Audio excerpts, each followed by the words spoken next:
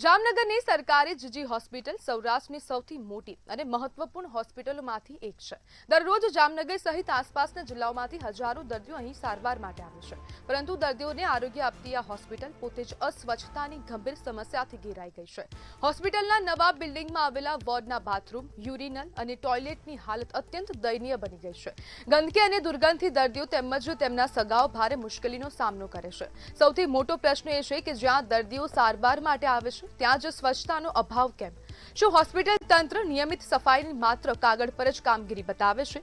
દર્દીઓનું કહેવું છે કે અસ્વચ્છ વાતાવરણના કારણે ચેપજન્ય બીમારીઓ ફેલાવાનો પણ ભય વધી ગયો છે।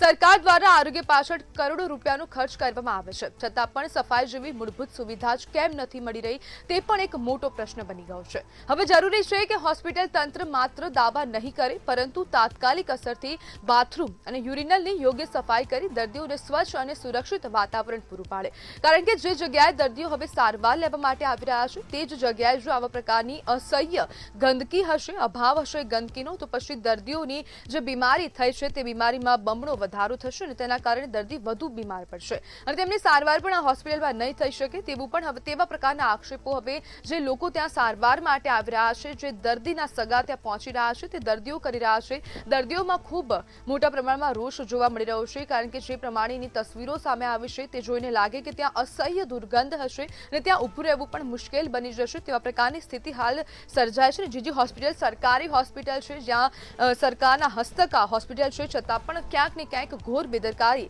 દાખવવામાં આવી રહી છે અને હોસ્પિટલ ગંદકીના ભરડામાં આવી ગઈ હોય તેવું સ્પષ્ટપણે લાગી રહ્યું છે।